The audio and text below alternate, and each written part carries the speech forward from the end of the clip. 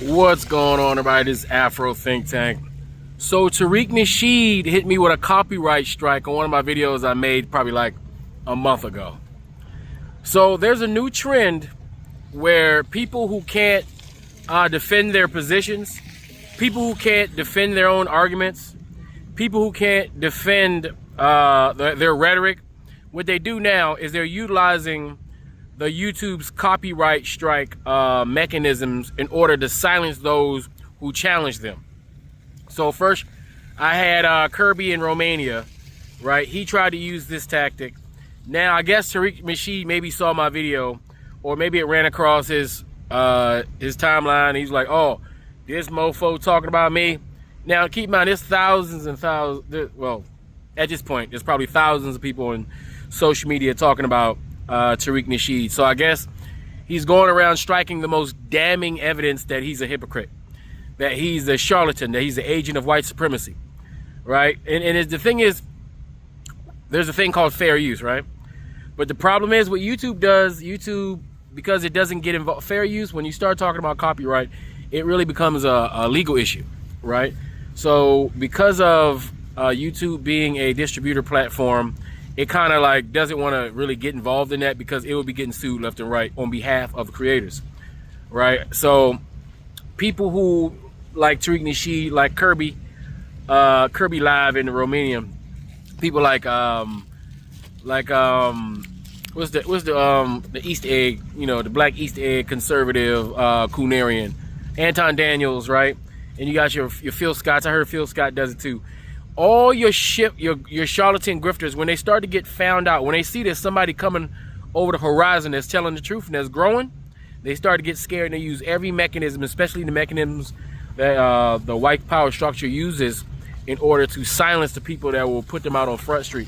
And so Tariq Nasheed, just like in the great tradition of Coonarians, charlatans, grifters, and silver-tongued vagabonds, he has utilized that. But here's the thing. None of y'all are gonna stop this truth from coming out. You can copyright strike my channel, but I got other channels. And then I'll make another channel. And because the way I do the things that I do, I will be discovered and found again. You can't destroy the truth. This is the age of information. The truth the truth wants to come out.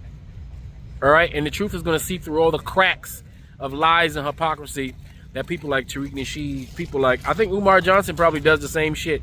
You know, all of these social media charlatans that make their money off uneducated individuals who are seeking out knowledge. And these guys stop these people in the gap. They stop them from learning and progressing to trap them in their web of grifts that cause little social media and personality cults all over the world, slowing down black progress, slowing down black unity. There's so much information out there on Tariq Nasheed. He couldn't copyright strike himself away from the truth. You can't, there's not enough buttons, and there's not enough copyright strike mechanisms to stop the truth from coming out about Tariq Nasheed in his nefarious ways. There's not enough, right? Not at all. So, like I said, I'm not worried about it. Not worried about it at all. This just lets me know that the things that I'm saying must be true. The things that I'm saying must be penetrating. The fact that my channel still continues to grow, you know, must be telling to these people. And I can see this sea change in social media. You got two sides of black YouTube. You got the black YouTube with them old content creators. These are the babies of the Sunnettas, right? Who are using old played out grifts in order to milk the rest of the money out of the black community, who are too unaware to know any better.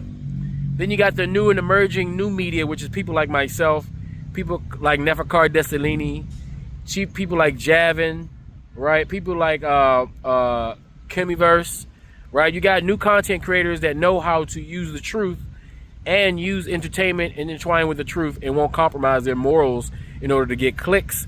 You know, because the thing is, all subscribers are not good subscribers, just like all money's not good money. I know I got a high quality set of subscribers. I know that Neferkar Dessalini has a high quality subscribers, right? I know Tariq Nasheed has low quality subscribers. I know Phil Scott has low quality subscribers. I know these people have low quality subscribers, and you can tell just by going into their comment section. Everything happens in the comment section. Go in the comment section and look at the comprehension skills of the people that follow these people, and it will tell you everything you need to know. look at when these people go live and look at the discussions happening in the comment in the live comment section. You'll see they're not having robust conversations about the topic. They're either talking trash about each other, idly thinking about other things while, you know, their favorite social media personality is talking, or they're finding new ways to disrespect each other or disrespect other people. They're not making any moves.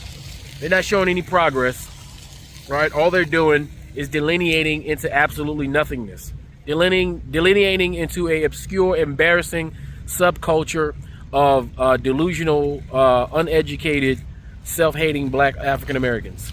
Just like every other African nation has their own subgroup of self-hating individuals that rather divide, because it's easier to divide. It's easier to follow the game plan of your massa, right? The game plan of your enslaver, because it's something that's already been built into you over 100 years of slavery and occupation, you know. So it's something in there that we all have to eternally fight with inside of us, you know, that European DNA that we have, right?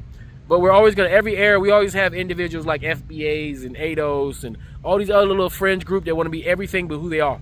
They want to be everything but black.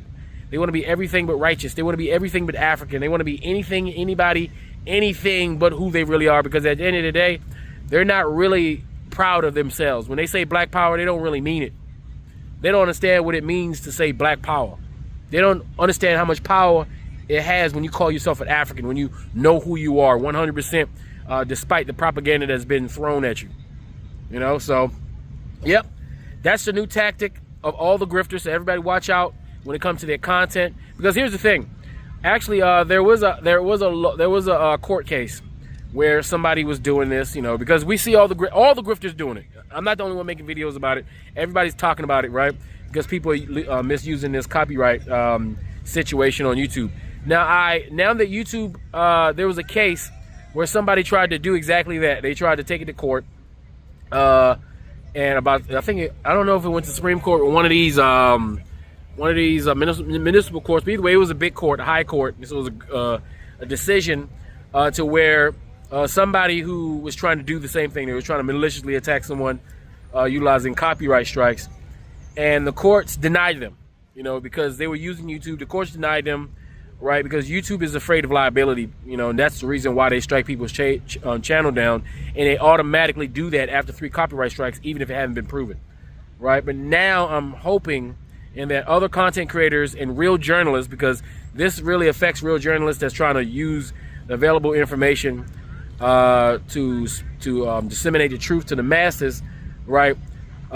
This verdict makes it so you can use the fair use policies will still stand in the court of law, even though the YouTube mechanism itself, hopefully that should change now that YouTube doesn't have to be liable for people's false copyright claims. The fair use, as long as you use fair use, when you add value to somebody's video, you will win at the end of the day. But it's more of the YouTube thing is more of an annoyance than anything else, right? So don't be afraid. Make sure you challenge. If you did everything you're supposed to do, make sure you challenge every one of these malicious copyright strikes from these weak link, thin-skinned individuals that don't like the truth from coming out. You have to change your tactics. When the enemy changes their tactics to attack you, to stop the truth from coming out, you also have to change your tactics in order to make sure that the truth does come out. All right, so everybody keep that in mind and keep your head on the swivel, because while we're fighting against ignorance, anti-intellectualism, they will use the white man's tactics in order to silence you. All right, anyway, that's all I gotta say. This is Afro Think Tank. Learn something, teach something. I'm out.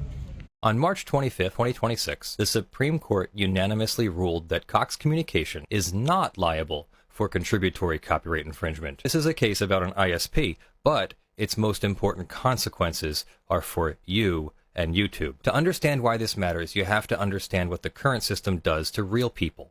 A YouTube creator who receives 3 copyright strikes in the 90-day window loses everything. Not just the disputed video, the entire channel. Years of work deleted. For full-time creators whose livelihoods depend on their channels, a 3rd strike is a professional death sentence. Here's what a reformed copyright strike system could look like. Reduce the current strike window. Require fair use screening before a strike issues. You could separate the content ID and the strike system entirely. YouTube is the platform that sets the standard. Its copyright policies influence how every other platform structures its own systems. TikTok, Instagram, Twitch. A more forgiving strike system would unlock categories of content that are currently too risky to produce at scale. Long-form video essays that analyze copyrighted films, music, and art, the kind of content that is almost always fair use but frequently triggers claims, would become safer to create. Right now, the window is open. YouTube has the legal room to build a copyright system that distinguishes between pirates and creators. I'm Leonard French, your favorite copyright attorney, and I want to hear what you think. Should YouTube raise the strike count? Should they require fair use review before a strike lands? Should they scrap the whole system and start over? Tell me. I responded back and told them to eat my ass in email, and I said, you can sue me, eat my ass. And then I counter notified them on YouTube, which means that they have to sue you to proceed, right? So they actually have to show YouTube that there is a current court case like in the works to sue you. That's how that works. And I was like, well, you can eat my ass. And I think it was Wednesday or Thursday was the last day of that. And the company never filed a lawsuit. So YouTube automatically sided with me and removed the copyright strike and said I can republish the video if I want. Now, I don't really care to because it's just a goofy little short that took 3 seconds to make. But still, YouTube sided with me on everything. And we kicked their ass up, down, left, and right. And that's what you need to do. So a lot of people don't realize that. It's so unbelievable. Right. I have to do a PowerPoint every show. I have to show you. Imagery. I got you. Because the way that they Tariq standing right by Tucson Overture in the breezeway. Right. I gotta show you that. You have to plant the image. I can't just say that to you. Right. I have to show it to you. It's because I'm doing the same thing you're doing, but I'm doing it for a positive impact. Absolutely. You're doing it to manipulate and grift. Absolutely. And because you're doing it to manipulate and grift, I got to go a step above. Right. I got to go a step above. I got to give you a PowerPoint. You know how long it takes to put a PowerPoint every show I do? If I do 4 shows, you know what that takes away from my family? You know what that takes away from work? That's work, brother. Absolutely. You know what I'm saying? And people don't consider that part. Yeah. But I know that these people are working overtime just talking. You ever hear Tariq talking, just make up stuff as he go along? Yeah. He did it on Vlad. Make up just stuff. Make it up as he go along. Free Sudan! Boycott diamonds and gold!